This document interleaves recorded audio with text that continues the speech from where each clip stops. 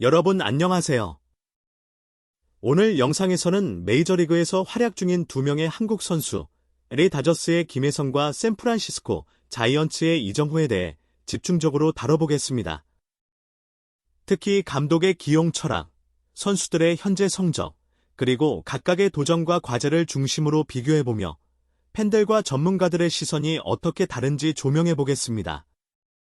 끝까지 시청하시면 왜 이 두 선수의 상황이 현재 MLB에서 가장 뜨거운 이슈 중 하나인지 깊이 있게 이해하실 수 있습니다. 먼저 LA 다저스의 데이브 로버츠 감독 이야기부터 시작하겠습니다.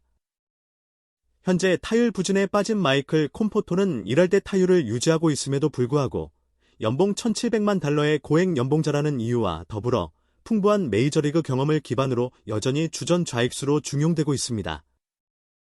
겉으로 보기엔 이해하기 힘든 선택처럼 보이지만 로버츠 감독은 콤포토가 언젠가 다시 본연의 기량을 회복할 것이라는 강한 확신을 가지고 있습니다. 그 확신은 단순한 기대가 아니라 콤포토가 지난 10년간 멜비에서 보여준 누적 성적에 대한 신뢰에서 비롯됩니다. 통산 타율 0.240, 171개의 홈런, 오페스 0.790은 결코 무시할 수 없는 기록입니다. 로버츠 감독은 숫자 이상의 가치를 경험해서 찾는 지도자로 베테랑에게 기회를 주는데 인색하지 않습니다. 위기 상황에서도 경험이 풍부한 선수를 중심으로 팀의 안정을 도모하는 것이 그의 스타일입니다. 반면 김혜성 선수는 메이저리그 콜업 이후 수비, 주루, 타격에서 고루 날카로운 모습을 보이며 팬들과 현지 언론의 주목을 받고 있습니다. 그러나 그의 가장 큰 약점은 바로 메이저리그 경험의 부족입니다. KBO 리그에서의 뛰어난 기록에도 불구하고 다저스 내부에서는 KBO 성적을 마이너리그 A+ 수준으로 평가하는 분위기가 여전합니다.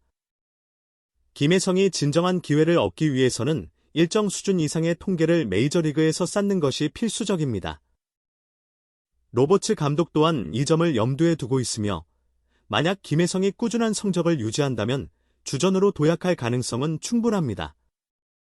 이는 단기간의 성과보다도 장기적인 누적 데이터와 신뢰가 중요한 멜비의 시스템 특성 때문입니다. 결국 김혜성에게 매일매일의 경기는 자신의 가치를 증명해야 하는 시험대와 같습니다. 한편 샌프란시스코 자이언츠의 이정후 선수는 김혜성과는 전혀 다른 길을 걷고 있습니다. KBO 최고의 타자로 평가받았던 그는 6년 1억 1,300만 달러라는 초대형 계약을 통해 메이저리그에 진출했고 자이언츠 구단은 그의 경험 부족을 문제 삼지 않고 계약과 동시에 주전 중견수로 낙점했습니다.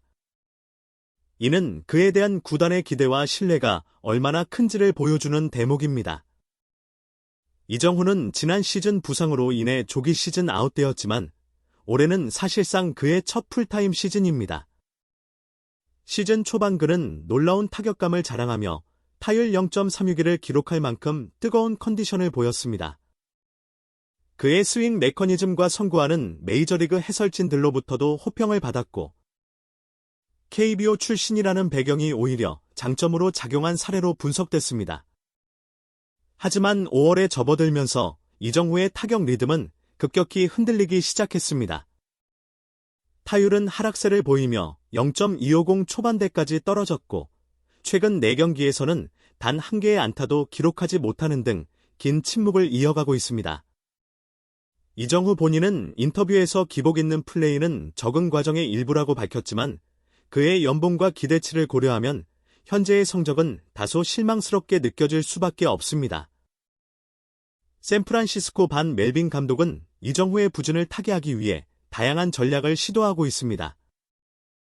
타순 조정을 통해 부담을 덜어주고 일정한 휴식을 제공하며 심리적 안정도 도모하고 있습니다.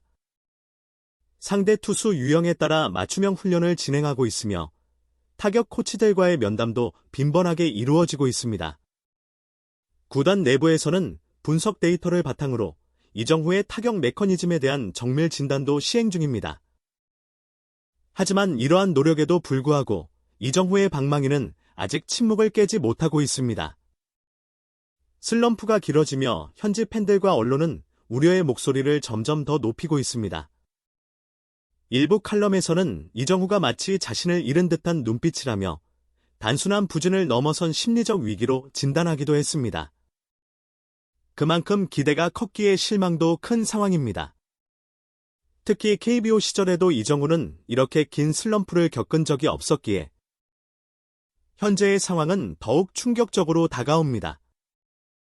변화구 대응이 느리고 스트라이크 존의 경계 구질에 대한 반응이 둔해지며 범타로 물러나는 모습이 반복되고 있습니다. 하지만 이정후는 위기 속에서 해법을 찾아온 선수입니다.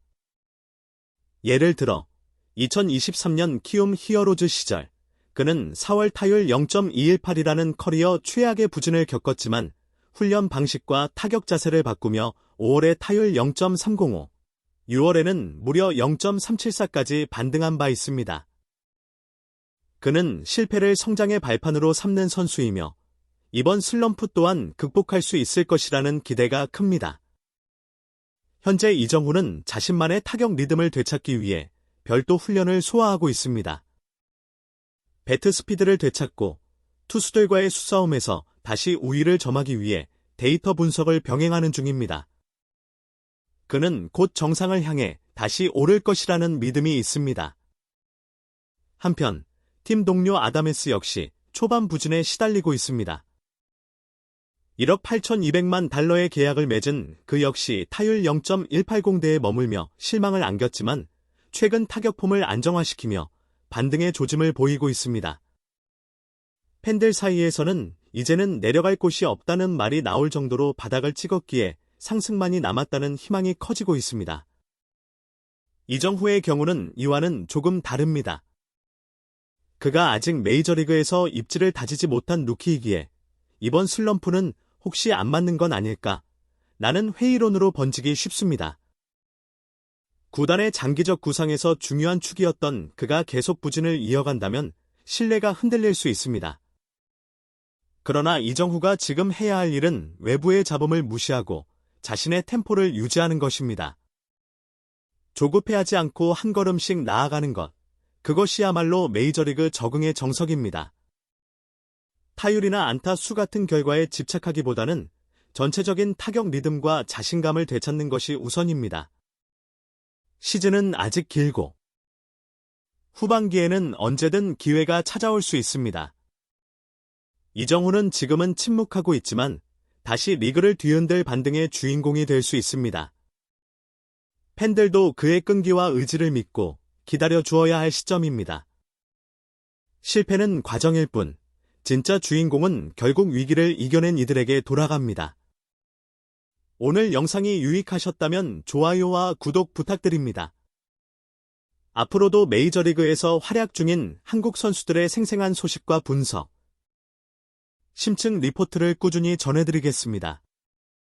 감사합니다.